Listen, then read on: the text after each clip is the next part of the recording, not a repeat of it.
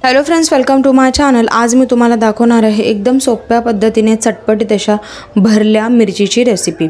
त्यामुळे रेसिपी कुठेही स्किप न करता पूर्ण रेसिपी नक्की बघा।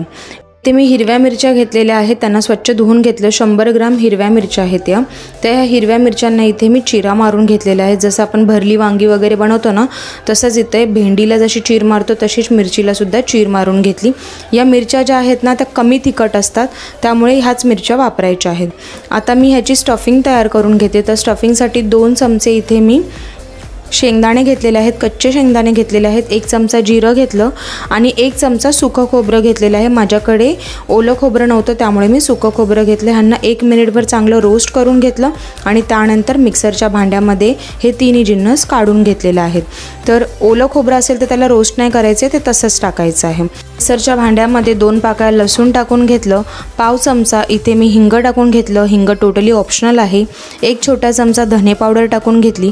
अर्धा छोटा चमचा हळदी पावडर टाकून घेतली। अर्धा छोटा चमचा तिखा लाल मसाला टाकून घेतला आणि त्याचबरोबर चवीनुसार मीठ सुद्धा टाकून घेतले। आणि इथे जरूर आपल्याला लिंबाचा रस टाकायचा आहे। तर मी अर्धा लिंबाला व्यवस्थितपणे पिळून त्याचा रस सुद्धा याच्यामध्ये टाकून घेतलेला आहे।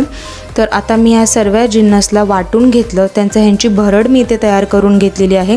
तर ही भरड मी आता एका प्लेटमध्ये इथे काढून घेणार आहे आणि हिलाच मी स्टफिंग म्हणून वापरणार आहे। जर का तुम्ही पुन्हा एकदा सांगते ओलं खोबरं वापरत असाल तर ओलं खोबरं इथे कच्चंच वापरायचं आहे आणि बाकी जसं सांगितलं आहे तसे वापरायचं आहे। आता जी ही मिरची आहे ती घेतलेली आहे। मिरचीला जिथे चीर पाडली होती त्याच्या आतमध्ये च्या बिया जर का तुम्हाला काढायच्यात तर काढू शकता, पण मी नाही काढलेल्या आहेत। तर मी एक एक करून ह्या मिरचीमध्ये हा जो मसाला आहे तो सगळा स्टफ करून घेतलेला आहे। ही मिरची तिखट नसते तरी सुद्धा मी सांगते की इथे जो आपण स्टफिंगमध्ये मसाला टाकणार आहोत तो थोडा कमीच टाकायचा आहे, नाहीतर मग ते खूप जास्त असं स्पायसी होऊन जातं। तर मी इथे सर्व या मिरच्यांना स्टफ करून घेतलेला आहे आणि साईडला मी इथे एक तवासुद्धा तापत ठेवला आहे। तव्यामध्ये 2 चमचे तेल तापत ठेवले। तेल व्यवस्थितपणे तापलं की त्यामध्ये एक एक करून सर्व मिरच्यांना इथे सोडून घेतलेलं आहे।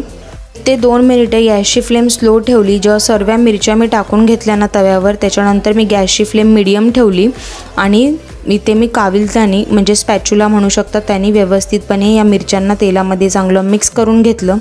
5 मिनटं उलटले होते। 5 मिनिटांनंतर मिरच्यांचा कलर हलकासा चेंज व्हायला सुरुवात झाली होती। त्याच्यानंतर पुन्हा इथे 3 ते 4 मिनिटे झाले की मिरच्या इथे हाफ डन झाल्या होत्या, पूर्ण शिजल्या नव्हत्या। तर मी अलटून पलटून या मिरच्यांना व्यवस्थित इथे फ्राय करून घेत होती। गॅसची फ्लेम मीडियम टू हायच्यामध्येच ठेवत होती। तर आता मी मध्ये मध्ये मिरच्यांना ना थोडंसं असं प्रेस करत आहे, कारण की ह्या मिरच्या अशा थोड्या ढोबळ्या मिरचीसारख्या आहेत, त्यामुळे ह्यांना व्यवस्थितपणे सर्वीकडून ह्या शिजल्या गेल्या पाहिजे ह्याची सुद्धा काळजी घ्यायची आहे। पूर्ण फ्राय झाल्यानंतर आता मी गॅसची फ्लेम हाय केली आणि 1 मिनिट हा मिरच्यांना असे टॉस करत राहिली, जेणेकरून जो मिरच्यांमधून मसाला पडलेला आहे ना त्याचा जो एक स्मेल असतो, एक अरोमा असतो ना, तो त्या मिरच्यांमध्ये येतो। थोडासा खरपूस असा तो लागतो।